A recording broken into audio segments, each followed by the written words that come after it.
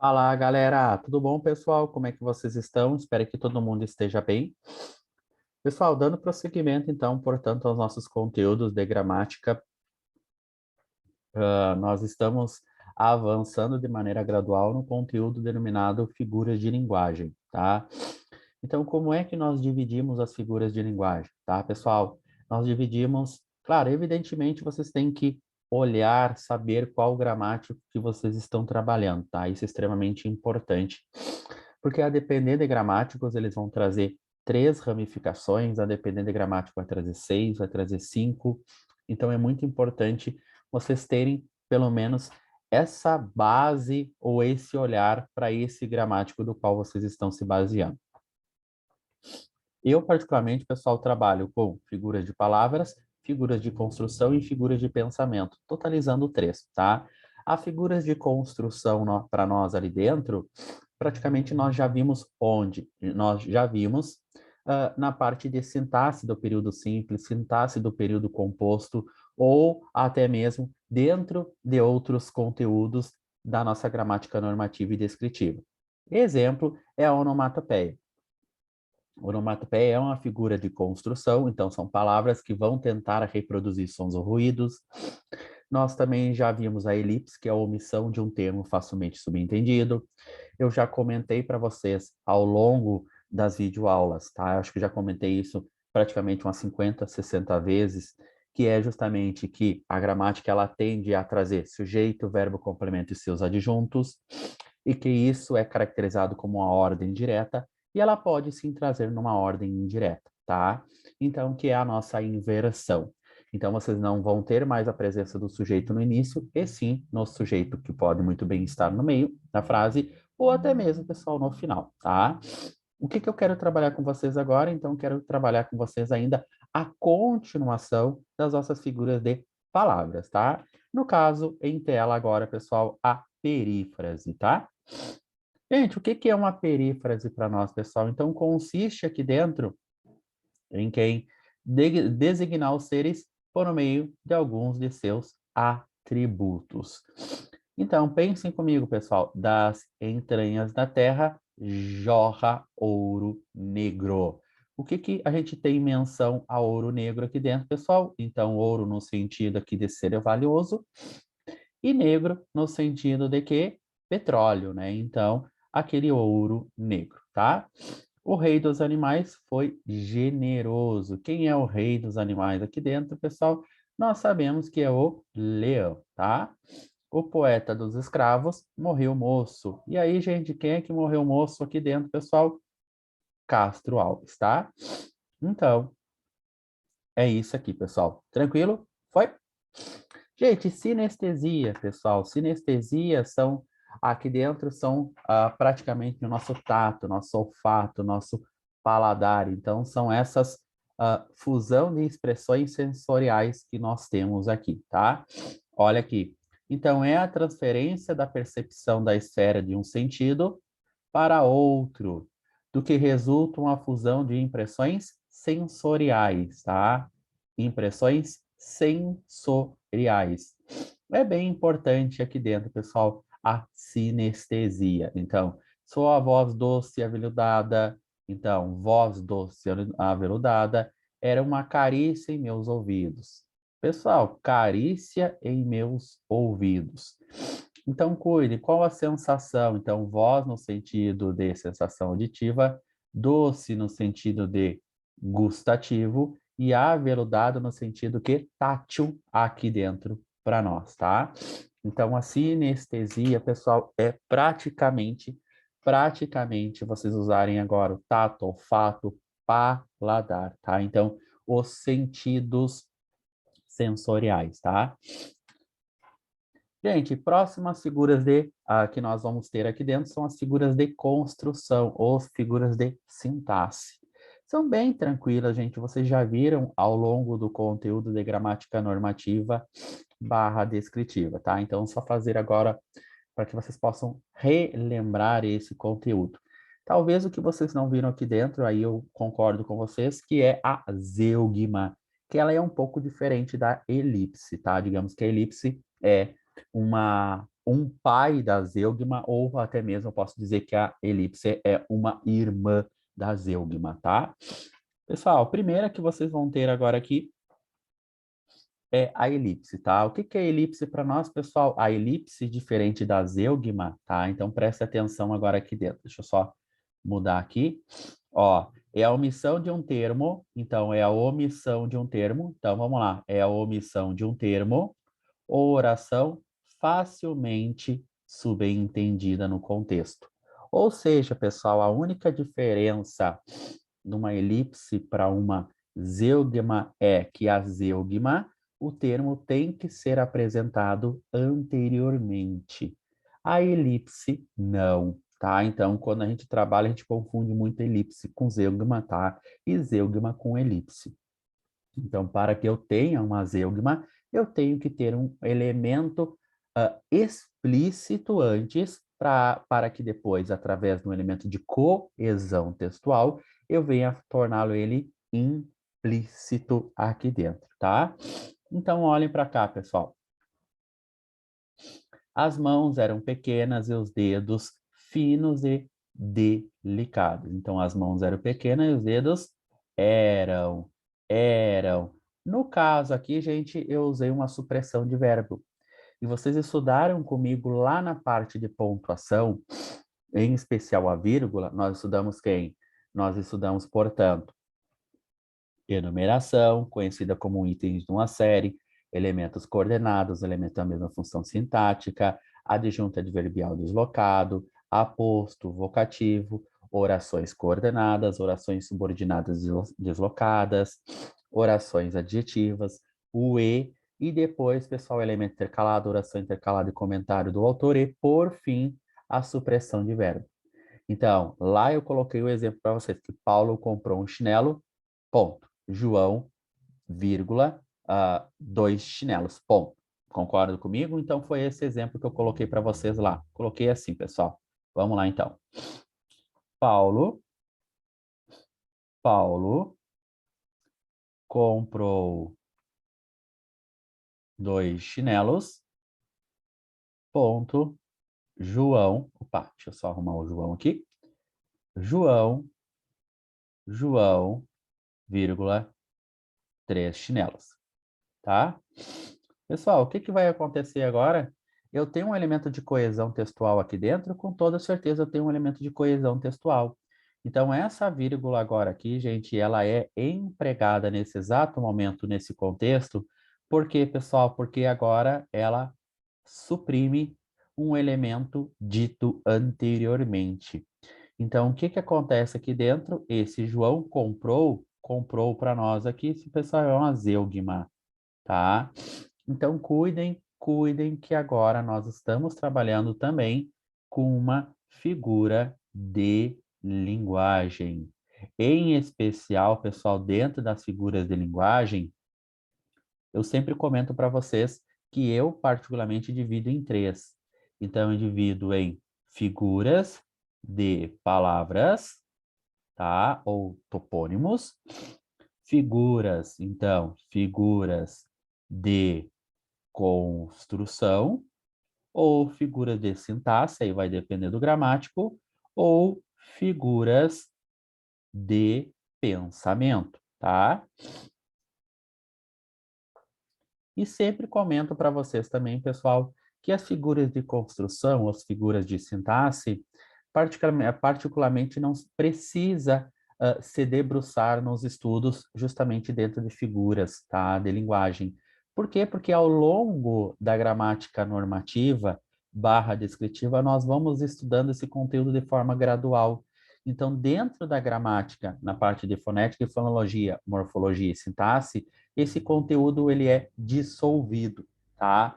Então, o que que eu recomendo vocês estudarem aqui dentro, em especial figuras de palavra e em especial as figuras de pensamento, tá? Obviamente, quem quiser estudar figuras como um todo, estudem as três dentro desse conteúdo específico. Mas já adianta, pessoal, que as figuras de construção, as figuras de sintaxe, elas são dissolvidas dentro da gramática. Então, tá muito tranquilo, tá? Então, vocês conseguem unir aquele estudo com esse estudo e vocês conseguem, como consequência, otimizar o estudo, tá? Então, vocês já perceberam aqui dentro que é uma zeugma, tá?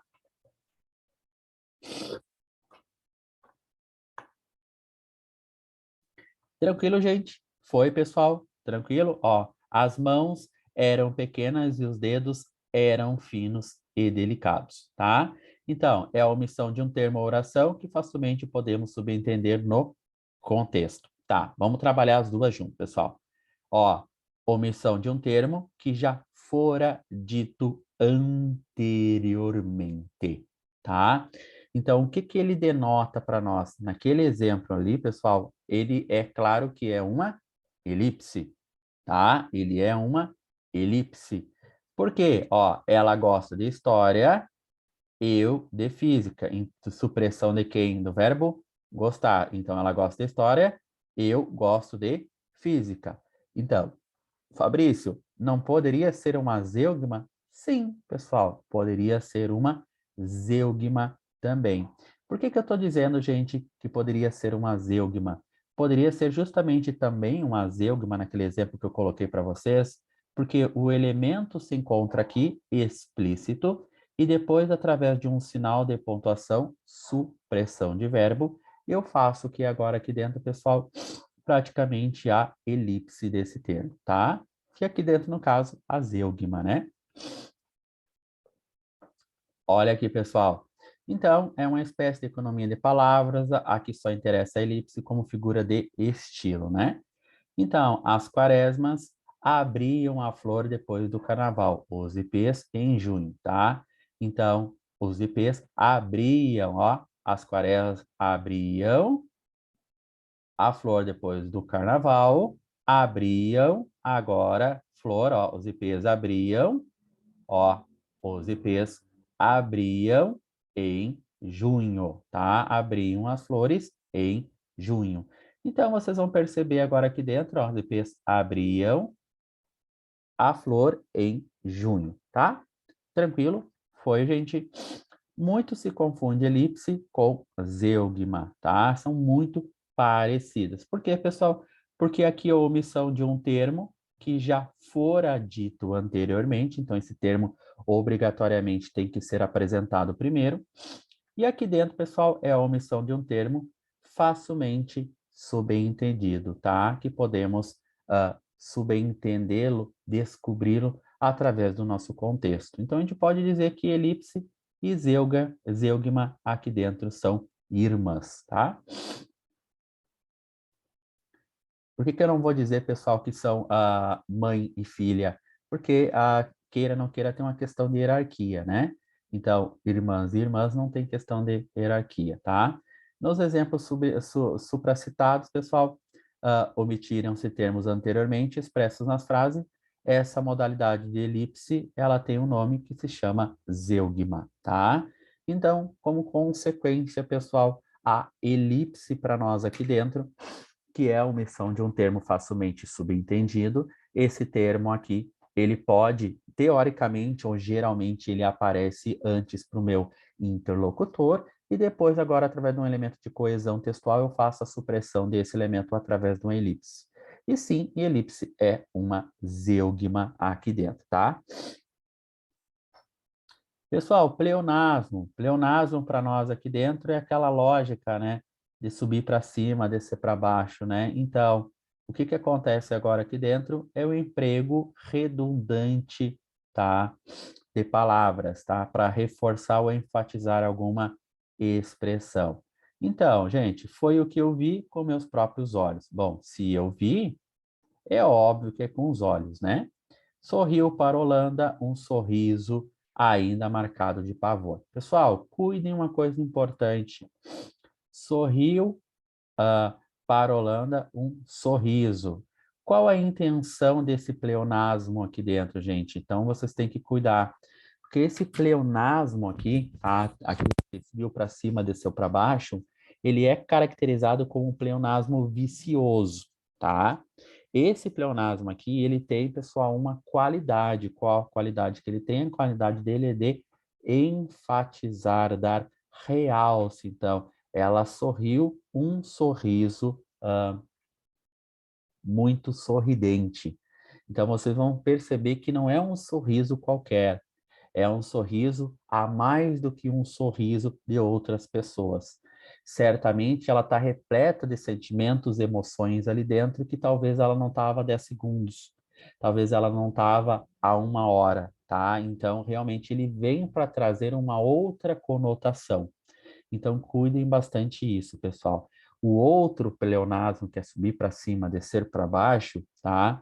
Que é o que vocês têm agora aqui dentro, é conhecido como pleonasmo vicioso, tá? Então, o pleonasmo, como figura de linguagem, visa, almeja aqui dentro, ó, o sentido de quem, pessoal, dar uma expressividade a mais, tá? Ó, são condenáveis por vícios os pleonasmos descer para baixo, entrar para dentro, elo de ligação, né?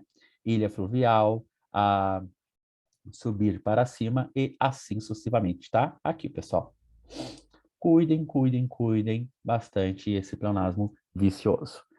Outro, pessoal, que vocês vão ter ali dentro é o polissíndeto, tá? Então, polissíndeto, vocês vão ter a presença aqui, evidentemente, do conectivo e, tá? Então, vocês vão perceber que ele também serve para dar uma ênfase ou realçar a frase ali dentro, tá?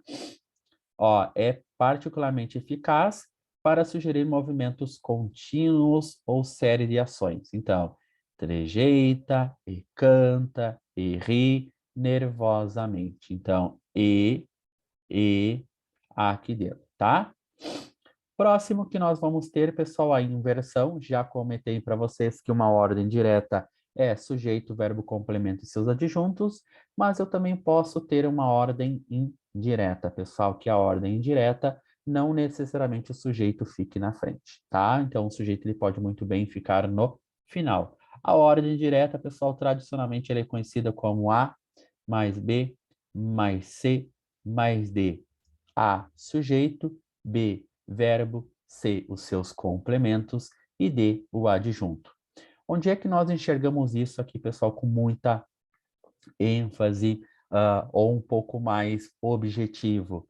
Quando nós trabalhamos a parte de sintaxe, onde nós dividimos em termos essenciais, termos integrantes e termos acessórios. Então, quando nós temos o A e o B, nós estamos trabalhando com quem? Com o sujeito e verbo. E o C é o nosso complemento, então, portanto, termos agora integrantes. E o D, caracterizado como termos acessórios da oração, tá? Então, é a inversão, pessoal. Olha aqui. Passarinho, desistir, deter. Então, desistir, deter, passarinho. Justo ela diz que é, mas eu não acho não. Então, consiste, pessoal, em alterar a ordem normal dos termos ou orações com o fim de dar destaque. Então, aqui eu fiz simplesmente quem, pessoal? A inversão. Obviamente, no exemplo número 2, eu não consigo fazer a inversão da oração. Por que que eu não consigo? Porque esse mas, porém, todavia, aqui dentro, eu estou trabalhando com a oração coordenada e não a oração subordinada, tá? E eu não consigo fazer essa inversão justamente numa oração coordenada. Então, onomatopeia, pessoal, onomatopeia aqui dentro são palavras que tentam reproduzir sons ou ruídos. Tic-tac, zum-zum, cacarejar, miar, tá? Pedrinho, sem mais palavras, deu rédea e lep-lep, arrancou a estrada fora, tá? Quem aqui dentro ainda tem o hábito de, quem sabe, verificar uma charge, quem sabe verificar uma tirinha, ou até mesmo os quadrinhos, né, de antigamente, muito presente ainda nessas bibliotecas públicas municipais, ou as bibliotecas em si. Então, vocês vão perceber que os chargistas, as pessoas que criam esses quadrinhos trazem muita figura de linguagem denominada onomatopeia. Não necessariamente só onomatopeia, né, gente? Tá? Então, atentem e cuidem para isso, pessoal. Tranquilo? Foi, gente? Pessoal, outra coisa importante, tá? Então, no próximo vídeo eu vou trabalhar com vocês o conteúdo denominado quem? Figuras de pensamento, tá? Então, as figuras de pensamento, antítese, gradação aqui dentro, tá? Então, cuidem bastante essas figuras agora, pessoal, tá? São extremamente importantes para concursos públicos. Em especial, o que eu recomendo vocês estudarem para qualquer concurso? As figuras de palavras e as figuras de pensamento, em especial as figuras de pensamento. Tranquilo, gente? Foi, pessoal? Qualquer coisa eu estou à disposição. Fiquem com Deus, gente.